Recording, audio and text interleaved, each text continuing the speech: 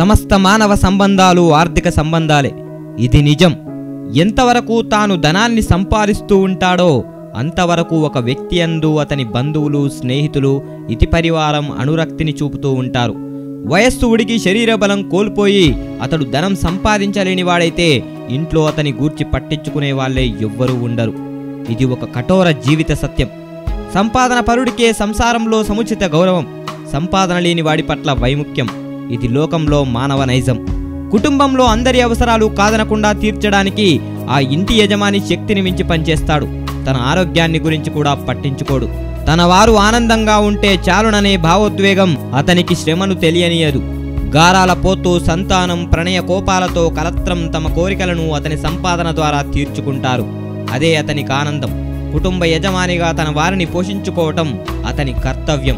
సంపాదన లేని పురుషుణ్ణి కొందరు చులకనగా చూడటం మన నిజ జీవితంలో తరచూ చూస్తున్నదే.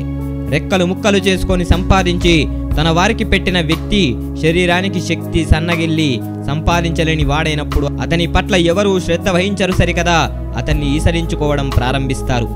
ఆ వ్యక్తి ఆరోగ్యం చెడి మంచాన పడితే ఎలా ఉన్నావని అడిగేవారుండరు. సమస్త మానవ సంబంధాలు ఆర్థిక సంబంధాలే అనే సత్యాన్ని మనం విశ్వసించక తప్పదు. ధనమంతగా ఈ ప్రపంచాన్ని శాసిస్తోంది. ఎవడు ధనవంతుడో వాడినే ఈ లోకం గొప్ప కులంలో జన్మించిన వాడంటుంది. వాడే పండితుడంటుంది. వాడే ఎన్నో గొప్ప గొప్ప విద్యలు నేర్చిన వాడంటుంది. వాడే సద్గుణవంతుడంటుంది. వాడే మాటకారి అంటుంది. వాడే అందగాడంటుంది. డబ్బుంటే సుబ్బి సుబ్బలక్ష్మి అవుతుంది.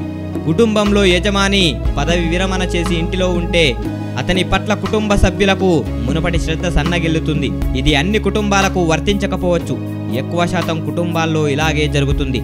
తండ్రి గారి తరువాత అతని కూతురో కొడుకో సంపాదన పరులైతే ఇంకా అందరి ప్రత్యేక శ్రద్ధ అటు మల్లుతుంది. వాళ్ళు ఆఫీస్కి వెళ్ళాలి, వాళ్ళ పని చూడాలి ముందు అని మిగిలిన వారిని పక్కన పెట్టడం, చివరికి భోజన విషయంలో కూడా వివక్ష చూపి వాళ్ళను ముఖ్యులుగా భావించి వడ్డించడం జరుగుతుంది. తల్లిదండ్రుల కష్టంతో పెరిగి పెద్దవాళ్ళై గృహస్థులై సంపాదన పరులై ముసలివాళ్ళైన తల్లిదండ్రులను నిస్సంకోచంగా వృద్ధాశ్రమాలకు తరలిస్తున్న ప్రబుద్ధులు మన సమాజంలో కోకొల్లలుగా ఉన్నారు.